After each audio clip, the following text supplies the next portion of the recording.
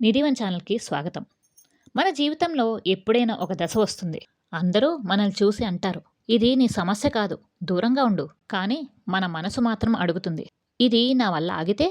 ఆ ఒక్క ప్రశ్నే మనల్ని సాధారణ మనిషిగా లేదా శివతత్వానికి దగ్గరగా చేస్తుంది. శివుడు అలాంటి ప్రశ్నే అడిగాడు. అందుకే అతను మహాదేవుడయ్యాడు. దేవతలు తమ తేజస్సును కోల్పోయారు. అసురుల అహంకారం ఆకాశాన్ని తాకింది. అప్పుడు బ్రహ్మదేవుడు చెప్పాడు, అమృతం లేకుండా ఈ యుద్ధం ముగియదని. ఆ సమయంలో మందరగిరి పర్వతం మథనానికి సిద్ధమైంది.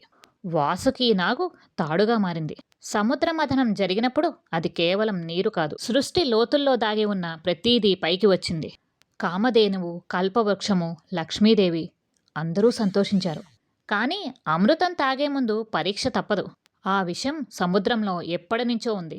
కానీ ఎవరూ కదిలించలేదు. మథనం అంటే కేవలం సంపద కాదు, దాచి ఉన్న విషయం కూడా బయటికి రావాలి. మన జీవితంలో కూడా అంతే. మనసును కదిలిస్తే ముందుగా బయటికి వచ్చేది బాధ, కోపం, భయం.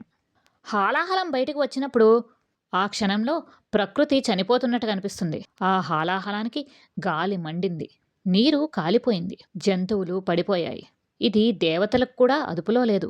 అదేవిధంగా అసురులకు కూడా అదుపులో లేదు. ఇంద్రుడికి వజ్రాయుధం ఉంది, కానీ విషం ముందు అది పనికిరాలేదు. బ్రహ్మదేవుడు సృష్టికర్త, కానీ ఈ సృష్టిని ఆపలేకపోయాడు. అప్పుడు ఒక సత్యం బయటపడింది. భక్తి ఉన్నా త్యాగం చేసే మనసు లేకపోతే అది శూన్యమే. శివుడు రాజు కాదు, ఆయనకు సింహాసనాలు లేవు, ఆయన యోధుడు కాదు, కానీ యుద్ధాన్ని ఆపగలడు. మహాశివునికి ఏమీ కావాలని లేదు, కాబట్టి అన్నీ ఇవ్వగలిగాడు. శివుడు విషాన్ని చూశాడు, దాని ప్రభావం తెలిసింది. అయినా ఆయన అడిగిన ప్రశ్న ఒక్కటే, ఇది నేను తాగకపోతే లోకాలు నిలుస్తాయా? జవాబు లేదు అనగానే నిర్ణయం అయిపోయింది. శివుడు విషాన్ని తన నోట్లో పెట్టుకున్నాడు, కానీ అది హృదయానికి వెళ్ళనివ్వలేదు. కంఠంలోనే ఆపేశాడు. ఇది చాలా పెద్ద సంకేతం. బాధను అంగీకరించాలి, కానీ మన ఆత్మను కాల్చనివ్వకూడదు. సమస్యను మింగాలి, కానీ అది పెద్ద సమస్యగా మారకూడదు. అందుకే ఆయన నీలకంఠుడయ్యాడు. పార్వతీదేవి కన్నీళ్లతో అడిగింది, మీరు లేకపోతే లోకాలు ఉన్నా ఏం లాభం? శివుడు ప్రశాంతంగా అన్నాడు, లోకాలు ఉంటేనే నన్ను గుర్తుపెట్టుకుంటారు. ఇది దేవుడు చెప్పిన మాట కాదు, తల్లి, తండ్రి, గురువు, నాయకుడు చెప్పిన మాటలు. ఈ రోజుల్లో మనం ఎదుర్కొనే హలాహలం ఏమిటి? కుటుంబ బాధ్యతలు, సంబంధాల విషం, సమాజపు ఒత్తిడి, నిరాశ, అపజయం. మనం అప్పుడు రెండు రకాలుగా స్పందిస్తాం. విషాన్ని బయటికి వదిలేస్తాం, కోపం, హింస, విడాకులు, విరామం. లేదా శివుడిలాగా కంఠంలో ఆపుతాం, ఆత్మను కాపాడుకుంటాం. శివుడు నేర్పించింది ఇదే. సమస్యలను తట్టుకో, స్వభావాన్ని కోల్పోవద్దు. ఈ లోకం అమృతాన్ని గుర్తుపెట్టుకోదు. అమృతం తాగిన దేవతల పేర్లు మనకు గుర్తులేవు, కానీ విషం తాగిన శివుడు మాత్రం కాలాన్ని దాటి నిలిచాడు. ఎందుకంటే త్యాగం చరిత్ర అవుతుంది, సౌకర్యం క్షణికమవుతుంది. ఈరోజు మీ జీవితంలో కూడా ఒక హాలాహలం ఉండొచ్చు.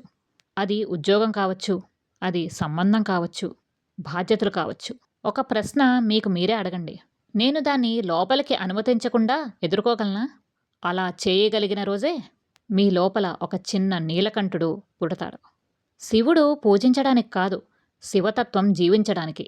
ఈరోజు మీరు శివుణ్ణి పూజించారో లేదో నాకు తెలియదు, కానీ మీ జీవితంలో వచ్చే విషాన్ని ఎలా ఎదుర్కొన్నారో అనేదే ముఖ్యం. శివుడు విషాన్ని తాగాడు కాబట్టి దేవుడు కాలేదు. విషాన్ని తన హృదయానికి చేరనివ్వలేదు కాబట్టి మహాశివుడు అయ్యాడు. మీ జీవితంలో కూడా బాధలు వస్తాయి, నిందలు వస్తాయి, అన్యాయం వస్తుంది. అవి మీ లోపలికి వెళ్ళి మీ స్వభావాన్ని కాల్చనివ్వకండి. బాధను గుర్తించండి, కానీ ద్వేషంగా మార్చకండి. మీ కోపాన్ని శక్తిగా మార్చండి. ఇదే శివతత్వం. ఈ రోజు నుంచే ఒక చిన్న సాధన మొదలుపెట్టండి. రోజుకు ఒక్కసారి మీకు వచ్చిన సమస్యను గుర్తించి మిమ్మల్ని మీరు ఇలా అడగండి, ఇది నా కంఠం వరకేనా, లేదా నా హృదయాన్ని కాలుస్తుందా? ఆ ప్రశ్నే మిమ్మల్ని లోపల నుంచి బలంగా చేస్తుంది. మీరు నిజంగా ఈ కథలో ఏదైనా అనుభూతిని పొందితే ఈ వీడియోకి ఒక లైక్ చేయండి. అది శివునికి ఒక చిన్న అభిషేకం లాంటిది. ఈ సందేశం ఎవరైనా బాధలో ఉన్నవారికి ఆధారంగా మారుతుందనిపిస్తే ఒక షేర్ చేయండి. అది మీ చేతుల్లోని సేవ. ఇలాంటి భక్తి, జీవనతత్వం మేళవించిన వీడియోలు మిస్ కాకుండా ఉండాలి అంటే నా ఛానల్ని సబ్స్క్రైబ్ చేయండి. నేను చేసే ప్రతి వీడియో మీ దగ్గర వరకు చేరాలి అంటే బెల్ ఐకాన్ నొక్కండి. ఈ లోకానికి మరో శివుడు అవసరం లేదు.